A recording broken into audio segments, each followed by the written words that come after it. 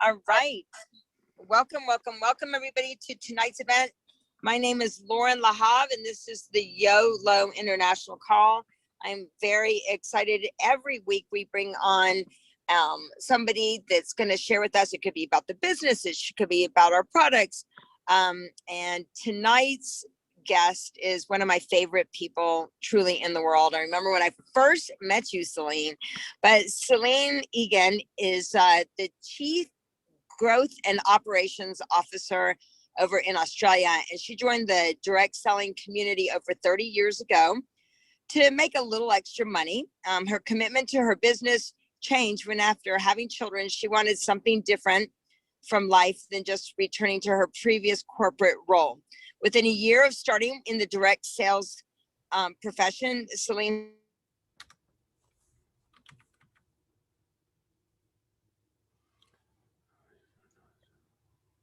I think we've lost Lauren, or have I lost Lauren? Have we all lost Lauren? We all have. We all have. Okay, all righty. Well, why don't I just kind of pick it up from there and just give you the Reader's Digest version. I can see some faces I recognize. Hi, Mo, how's it going? And that I saw Susanna earlier on too. So yeah, feel free to put your camera on if you're in a place that you can. If you can't, that's totally cool. It's just so much nicer talking to real faces. So I joined, I started my direct selling career actually 37 years ago. I was 19, and it was literally just to be able to increase my confidence. That's exactly why I got into direct sales. My mother's friend actually encouraged me.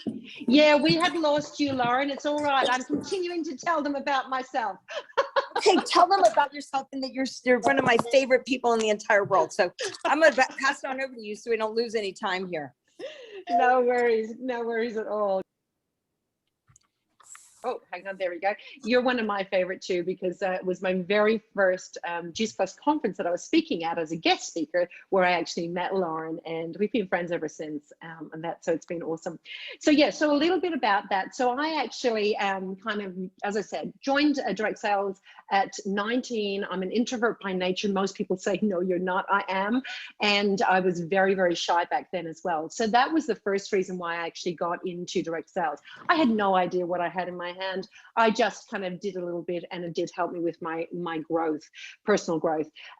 Fast forward, at the age of 22, traveled to the other side of the world. So my accent, I was born and bred in Dublin, Ireland, and then went to travel the world actually. Landed in Australia with my then boyfriend, my now husband. We've been together for 39 years, and settled down. And I got back into direct sales as just an extra little bit of income, again having no idea what I have in my hands. And I say that because there may be some people on the call or listening later on that actually are in this moment. You haven't ripped open the gift that you've been given yet, and you're not really sure what's there. But anyhow, for me, it was just that extra little bit of play money. That's really what it was.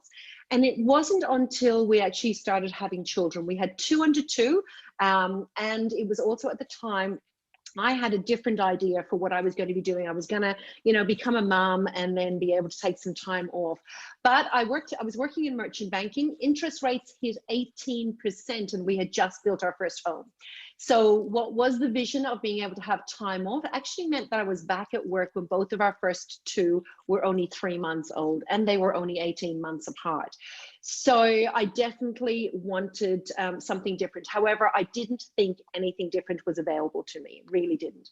And my beautiful upline, and again, this is another little tip for each of you, my beautiful upline, even though I was probably one of those people in her team that really she kind of went, oh, she's got so much potential, but we all have those. We've all been those, and we all have those where they're sitting there and could have lots of potential, but she always kept the light on for me. She always stayed in touch.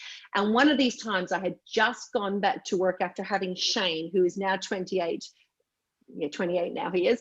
And she reached out to me. She says, how's it going? And I have to say, I had a nice little pity party. She says, oh my gosh, we need a cuppa. That weekend we caught up for a coffee. And she allowed me to kind of vent about how life was definitely not how I really planned it to be. I was getting up and heading off to work, dropping the kids to childcare at 7 o'clock in the morning, coming home, picking them up at 6 o'clock of the evening, bringing them home, feeding them, washing them, putting them to bed, and then starting all over the next day. I know there are many people that are in that scenario, but that wasn't the vision that we'd had when we decided to live on the other side of the world away from our family. And she said, Celine, have you any idea what you've actually got in your hands, your fingertips at the moment with your business? I'm going, oh, that's just a bit of extra money. She says, hang on a second though, what could it be? Now, I don't know if I was blind or what, but there were all these successful people around me and I hadn't seen them till I needed to see them. It's really, really interesting. She said, why do you think I do this full time? And named other people that were in similar situations to me with young children and all the rest, and were making a really good income from them. Two things came up for me at that time. One, could I do it? Which is, you're never going to know till you give it a go yourself. You know what you can do, and really it's just a case what you're prepared to do. And then the other one that came up, and I don't know whether it's come up for anybody else, is what will people think? I had a real job. I was working in merchant banking, and I had this whole thing about what will people think. And she asked me a question, and I remember years later reading this in a Brené Brown book as well. She said, on a 3x5, the little cards that we used to use way back when, she's write down the people whose opinion really truly matters, and that who really, you know, have your back. They're not just going to kind of try and keep you in your comfort zone, but have your back. And she says, now every time you worry about what will people think, just look to see if their name is on that piece of paper, that little piece of card. And if it's not, move on and do it anyhow. The rest, as they say, is history. I kind of committed to it. I still had my full-time job, still had 2 children under 2, tried to give them away, but they were given back. So life did not change. What I just did was add another layer to that. Now I am blessed with the most amazing husband, and even though he did not have any clue what I was about to get up to, he said, okay, let's go for this for a year, head down, bum up. And I just replaced television in the evening to working my business. This was before social media, by the way, which meant I actually had to get up and go out of my house to go build my business. And in my 30-minute lunch breaks, I like food. For those of you who know me, I like my food. I wasn't allowed to have my lunch until I did my calls, okay? And so my commitment was to do a high 5 every single day. And so back in those days, it wasn't sending text messages or a little email or a Facebook post. It was actually physically speaking to people. From there, I was able to, at the end of that year, so about 10 months later, I was able to resign from my job, and direct sales has been my full-time life ever since. I built to the top of that business. I was one of the top recruiters right around Australia and New Zealand. And then I retired to consult. I really wanted to help bridge the gap between what happens in the field and what happens out in corporate, because we had actually been promoted to own areas. So we looked after Tasmania, the South Island of New Zealand, etc. So I had a really good understanding from a corporate perspective and a field perspective, and I wanted to help to bridge that gap. And then in 2008, I started consulting to the Juice Plus company. From there, became the national sales manager. From there, one of the co-owners and the chief growth operations officer. I say all of that to basically say to every single one of you, no matter what it is that you actually want out of this business, it is there for you. The difference will only ever be what we're prepared to do.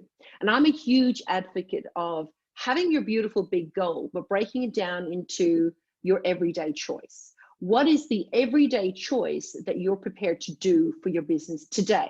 Doesn't matter about what you did yesterday, and it certainly doesn't matter what you're going to do tomorrow, because we don't know what tomorrow is going to bring. The only thing you have control over is what you're going to do today. So anyhow, all of that as a kind of a way of an intro. Now, I believe, Lauren, and you can remind me on here kind of thing, the theme that, is it Danica? That had sent through to me, yeah, Danica had sent through to me, was around what corporate can do for you as well, just touching on some of what that looks like. Right. Is there anything else you want me to cover off on, darling? I wanted you to cover that, but I also, you know, Celine, I think a lot of people are interested in what happened in Australia, and I think a lot happened because of you helping people also with their grid. Would you talk a little bit about the grid, because that really gave somebody the framework of how to build a business. Could you talk just a little bit about what Yep. happened at the beginning of everything? So yeah, sure, absolutely. I happen to have some of my old grids right here. So I can actually talk about that. So bringing it right back to what I actually touched on, for me, right through my whole business, when I look back on what was it that I did, it was literally about having that everyday choice. And it's so funny that actually that kind of saying to me came from a marriage encounter course that myself and Mick did really early in our marriage. And I actually talked about marriage being an everyday choice, relationships being an everyday choice. And when you actually start to look at it, every single thing that we do around our business, around our personal life is an everyday choice. Right now I'm doing the 75 hard. Am I going to complete the 75 hard? I don't know, but I know what I'm going to do today. I know that today is day 21, and today I am going to show up for myself and do what I think. What it is, I don't know whether I'm mad or inspired, but one or the other anyhow. But yeah, and so it was about applying that to my business. And so for me, what made sense to me was, okay, what was I committed to doing every single day in my business, and how could I track that? Because remember, what we can't measure, we can't track, which means we don't know if we get any results. So I'm a simple girl, and so simplicity for me was 30 squares on a piece of paper. Alrighty, anyone can do that. It can be pretty or it can be not pretty. It doesn't matter. And so what I used to do was I used to go into the dollar shop. We've got kind of dollar shops over here. You probably do there as well from wherever you are. And I used to buy up old calendars. They would have them really cheap. You get them for probably $1, even less. And so every new person that started on my team got a calendar. Now, it wasn't about the month, or it wasn't about even the days on there. If you remember earlier on, I said I used to give my business a high 5 every day. That was my personal goal. Some of my team gave their business a 1 every day. That's cool, whatever it was, whatever it is. But 5 for me meant 5 squares on my grid. So I would generally go through a grid probably once a week, but it doesn't matter. For some of my team, their goal was to go through their grid at least monthly. So if I look at these grids here that I've got, I kept some of my last grids in my last business that I was building. And so it's literally a name per square.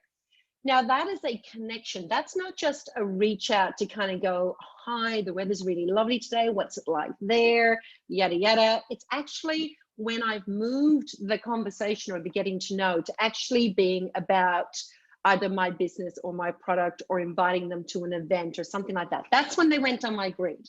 Because at that point in time, they were now live in action, so to speak. Okay, and so from there, then I knew whether I would follow them up or whatever. And you'll see on here, I know it's not very clear, but you'll see that there's crosses through. They're not now. Okay, I never looked at it was no forever, because I have plenty of people I revisited that actually became yes at some stage down the future. So they were no, not now. They went back into my memory jogger. But you'll also see on here, by the time I completed talking with these. Now, these conversations could have gone over hours, days, weeks, or sometimes months. But once they were closed off, they were either no, not now, or they had turned into a customer, or they had turned into a team member. So the 30 names on this grid had ended up with 8 team members, 5 customers, and 7 that were still open and happy for me to revisit down the track with them. Okay, this next grid here had already resulted with 3 distributors, 7 customers, and about 6 that were open still. It was a really obvious way of what it was I was or I wasn't doing. And so even with my team, if I was coaching with them, if they were having a conversation like we all do, in that I've spoken to absolutely everybody, nobody is interested, anything at all like that, then what would happen, I'd go is, let's show me your grid. Let's have a conversation about the people on your grid. And so the grid never lied. We still use it in all of our training today here in our Juice Plus kind of Australia. It's about Australia and New Zealand. It's literally about, you know, and I know some people use Teamsy and all other sorts of things. Whatever you're going to use is the right thing for you. It's a little bit like exercise. Whatever exercise you will do is the right exercise for you. It's exactly the same with tracking and measuring. But if you are a simple person like me and you want something really simple and you really want to hold yourself accountable and it's in your face, my diary and my grids came with me everywhere. So that I was sitting in the car waiting for the kids to come out of school, I would be checking, who on my grid do I need to follow up? And have I added, for me, my high 5 to my grid today? Have I done 5 connections, conversations and move them to a bit more of a conversation about my product or business. If I hadn't done that, then I knew I was letting myself down. No one else, it wasn't about anybody else. I knew that I was letting myself down. And I've always been, whether I've been in corporate or in the field, I've always been somebody who is, I'm not prepared to ask somebody to do something I'm not prepared to do myself. So as a leader, the quickest way to be able to see difference and see change in your business is by you taking personal responsibility to lead from the front.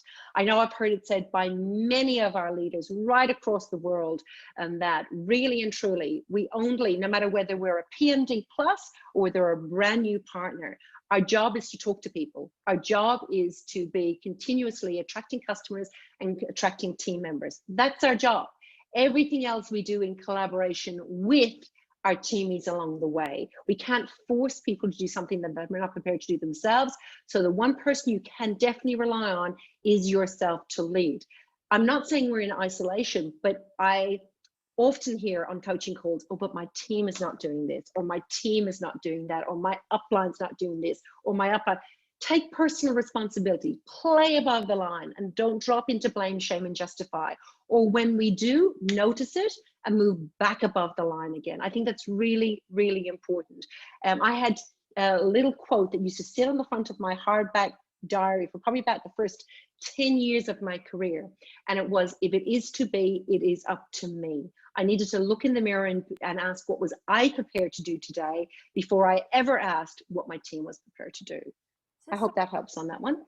For Australia, I know a lot of people are curious about, I mean, for Australia, like when you came in, it was a little, things go in cycles, right? Can you talk a little bit about that and what happened? Yeah, with sure. came in, where the company, and Michelle, I'm muting you. Can you share a little bit about that and what you see is causing such a beautiful consistency over there in Australia? Yeah, sure. And I think the thing is that what we've got to remember, individually, country-wise, world-wise, businesses will do this. They will do the roller coaster. I think it's being prepared to get on the roller coaster and stay on it. And that one of the things I think that I observed was definitely getting back to simple practices of taking personal responsibility to do your reach outs and that. I think that was important as well. And we started to create a culture of that, of not being afraid to have a conversation about the product, not being afraid to have a conversation around the business, because we just don't know what's going on for people. For me, when I was building my own business in the field, my business opportunity was another product. I never did a presentation, an event without mentioning the business. It was just like as it was, because I didn't know the person I was talking to as to what their needs were. So it was really important to me to ensure that everybody knew what was on the table, and then they got to choose what they picked. They might, like if we're talking about our Juice Plus, they might choose adding Juice Plus to their cart. They might choose adding the business opportunity to their cart, or they might not choose to add anything. But for me, I wanted to make sure that they knew everything that was on the table. And the reason why, I learned the hard way. I had a number of situations where I did not do that, and those beautiful people turned up at sales meetings with somebody else.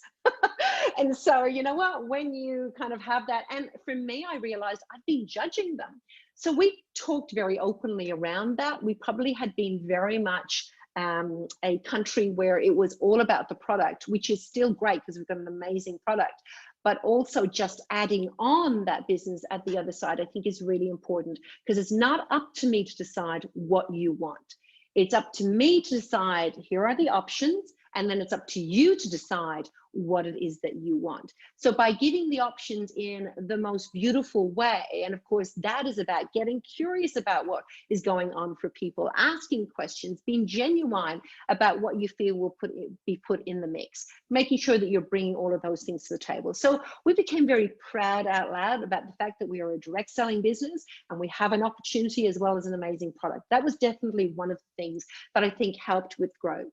And then the other thing too was, people got really clear about what they wanted for their lives. So when you've got clarity about what you want and you are actually prepared to show up every day in a way that is, I am choosing today to move one step closer to my goal, well, then what happens is you start to create a bit of a culture around that. Now, on the flip side of that, there have been down times and we're on the way back up again. I feel that we're on the cusp of another big momentum drive, which is awesome too. And so businesses, and even some of you right here, right now, might feel like, you know what, I've been riding the roller coaster. Is it worth staying on? Can I say to you that, oh my gosh, we are literally, I think globally as a company, with so much things that are on the table and so many things that are happening. Yes, do we have our trials and our tribulations? Of course. I mean, we're like one big family, of course, not even families are perfect. There are always going to be times when we stuff up something or something doesn't happen, in a timely manner or whatever like that. But I can guarantee you that the intent right across our whole global business, both from a corporate perspective in the field, is to ensure that we are inspiring healthy living around the world and that we're inspiring as many people as possible to realize their dreams. That is what we get up to do every single day. And I know that because I'm on calls in the middle of the night that I know that my fellow, colleagues around the world are getting on at all strange so that we can show up as best as we possibly can for each and every single one of you. So I know that you're in the right time, kind of in the right place. And so it is about holding on, and it is about showing up as who you are, the best that you can bring to the table. So for us here in Australia and New Zealand, we're in massive action again now. You know what? There are, at the moment, the leaders are driving a challenge that literally there are people up at 5:30, 6:30 every single morning being prepared to get into action straight away because they know that the world needs what we have. And so they're prepared to go, I am going to show up every day. So it's 5:30 it's even earlier in Western Australia. It's 5:30 in Queensland at the moment. It's 6:30 in New South Wales and Victoria. And they are up and in action at that time every single morning, 7 days a week. They're doing a 21-day run on that because they're in massive action. That's called commitment. Is everybody showing up? No, because not everybody's going to be committed to their dreams. We all got them. But really, it's about asking, are we committed? Are we prepared to show up? It's not about showing up for anybody else other than yourself and your dreams. So if you're prepared to show up, you will get the results. You may not get them today or tomorrow. Remember, it's just like the farmer. When you plant a seed, it doesn't sprout overnight. Okay? It sprouts over time by tending it and by continuing to show up. I love, Lauren, you shared it at one of our conferences, and I've heard it plenty of times, but it always comes back to when you shared it around the bamboo, and you can be watering it and watering it and watering and watering it. How many people walk away just before that thing sprouts and then it goes, zhoof, and we've got bamboo out our back garden, so I know what that thing is like. We're forever cutting it and that. But I have seen, and being in this industry for 37 years, I have seen people walk away just before they are ready to release it. And what they do is they leave everything on the table for the next person behind them that's coming through to pick it all up. Thank you very much for coming. But really, wouldn't you prefer to have that? I am testament that what we've been able to create as a family for our family and our legacy, our family is about experiences and contribution. What we've been able to create because of this industry, I am forever grateful. I'm so blessed to feel that. I want that for every single one of you. And I know that Lauren does too, because I don't think I've met a bigger hearted person than Lauren. So I know that she wants that. So the thing is, though, we can't want it more for you than what you wanted for yourself. At the end of the day, we might want it. We want to be able to come alongside you and want to encourage you to train, to put on any number of trainings. But at the end of the day, it's only what you're prepared to do with it that actually truly matters. So I'd really encourage you to embrace the everyday choice. The everyday choice is about getting up each morning and going, what am I choosing to do today that is going to move me towards my dreams? Like I said before, doesn't matter what you did yesterday, don't beat yourself up. Doesn't matter what you're going to do tomorrow, the future changes. It only matters if you are prepared to make an everyday choice for today. I love that. Love that. I love that. Well, I want to, what would be one action item that you would give everybody to do right now? I would say the 30-day grid, but what would you say? I would seriously say, grab a piece of paper, draw 30 squares on it. It doesn't have to be pretty. And literally just set yourself that goal. Imagine whether that's one a day for you, whether it's a high five a day or anything in between. Just imagine if you were to go and do that. I mean, really and truly, what that would look like. I'm going to guess, and again, no judgment here, but I'm going to guess that for you to fill a 30-day grid might possibly be more than you've filled in the last 30 days, 60 days, 90 days, or whatever. I know when I started it, I realized I had left so many conversations on the table that I hadn't circled back to. This reminded me what I did. So I actually started to work more effectively. Do you know, like, I mean, with social media as well, we do so many reach outs, but we don't actually take the time to do the follow-up. Dr. Ivan Meisner says the fortune is in the follow-up. And what this really created for me, to be really honest, wasn't that I wasn't having conversations. I wasn't finishing conversations. I was leaving them, hanging them out there, probably sowing lots of seeds for other people to pick up, Right. rather than myself. So I would challenge you, if nothing else, I would challenge you to get a 30-day grid. Just do it for the next 30 days. Follow them through and let's see what they are. And I can also say to you, the more you do it, like anything, the better you become at it, the better the results are. But if I can get out of one of these 30-day squares, and as I said, this would have probably gone, by the time to finish these conversations, it was probably 2 months maybe, or whatever like that. But 8 distributors, 5 customers, and 7 that were still open for conversations. How would you like that in your business right now? How'd that feel? I'm thinking it'd feel okay. It's so interesting All that you righty. said that, now that I think about it, because there were lots of people that brought up Juice Plus to me, but they never followed up. And like you said, they became like okay, maybe I am ready now when Jeff finally came up to me, right? But there was Yeah. no. I remember running into somebody at a conference, and they're like, "I brought up Juice Plus to you before," and I'm like, "Yeah, but you didn't. I never heard back from you. You mentioned it once, never heard from you again, or something, of that sort as well." Well, I'd love to open it up real quick. We have about 3 more minutes. I'd love to find out if anybody has any specific questions for you, if that's all right, about Australia or anything else. Anybody have any questions? You can unmute yourself. Anybody have any questions specifically about just growing your business? Anyone? I'm so glad we have a. We've hit them between the eyes. That's it. They're gun shy now. Well, I just want to make sure I understand the grid is you put one name in each square and then, okay. Yeah. So if you're using an old calendar like this one is, it's not about the dates. It's literally just about Yes, 30 right. squares. Just to have the squares. Okay, great. I'm Just going to do this. Thank you. Good work, Edie. Good work. I think what was so great about it, Celine, was watching everybody, because it was the grid, I think, that really got everybody into momentum. And look, it's just, I mean, again, whether it's that or whether it's something else, it's about simplicity. I have a question. Is Tower Garden is Tower Garden in that I Hang on a Go second, ahead. Lauren. I think Sue is asking me about Tower Garden. No, it's not in Australia. Okay. Any plans or not? Just not yet? Not at this point in time. No, not at this point in time. Yeah. Thank you. That's okay. Awesome.